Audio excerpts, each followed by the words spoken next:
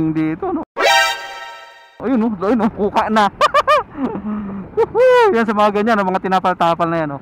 Ito na yung ano, Pilam bus station, sa bus station, yung trending na rampa.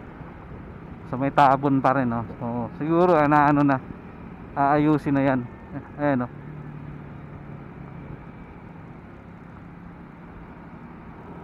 As of ngayon, kung mabigkas, ay hindi pa naman siya rush hour. So medyo maaga pa naman siya para sa rush hour.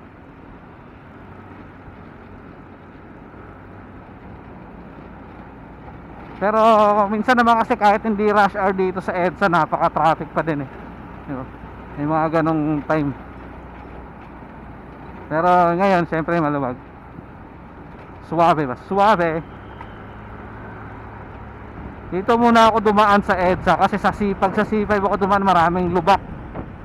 Marami ako nakita doon, kaya ayaw muna doon. Pero dito may nakikita-kita naman tayo na ganun din, nauuka din.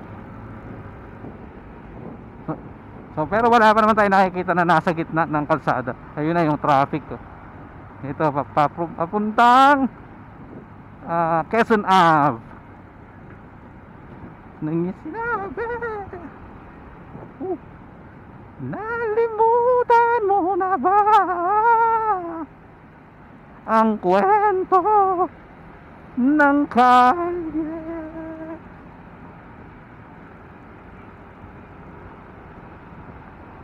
Kung gusto mo mag R6 siguro dito, pwede dito sa Mount Camuning. Mga ilang akyat baba ka lang dyan,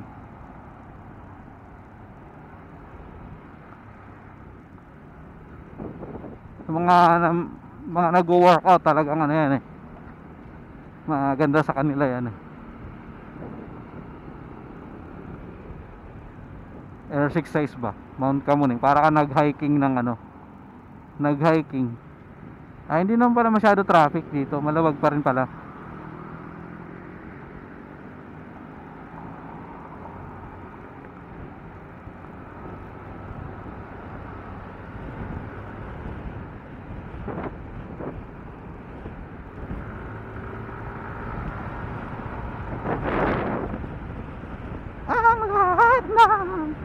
Sinabi,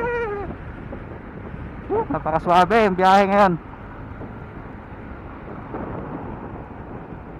Ang kwento ng kalye,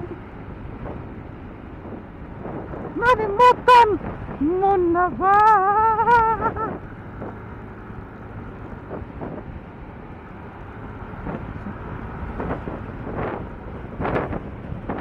Nalimutan mo na ba?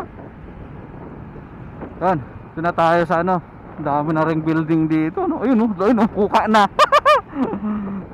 Yan sa mga ganyan, no? Mga tinapal-tapal na yan, no? Mga uka-uka na yan. Nagkakaroon dyan ng uka-uka. Ito na yung Pilam bus station, sa bus station, yung trending na rampa. So may tabon pa rin, no? So siguro na aayusin na yan. Ayan, no?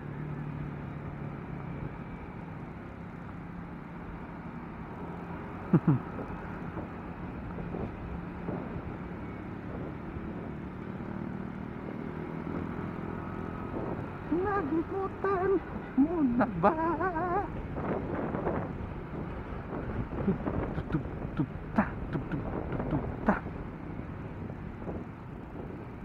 So medyo malakas-lakas pa rin yung hangin, no? Sarap damhin ng hangin. Ayun, no? Medyo makulimlim pa rin yung pero hindi na siya madilim. Wala na siyang kadilim-diliman, no? Ng mga ulap ba? Ulap. Pinag-aralan ng husto, tayo pinuhos ko. Dapat laging matindi ka. Sabi na sarili, hindi ka umaapoy.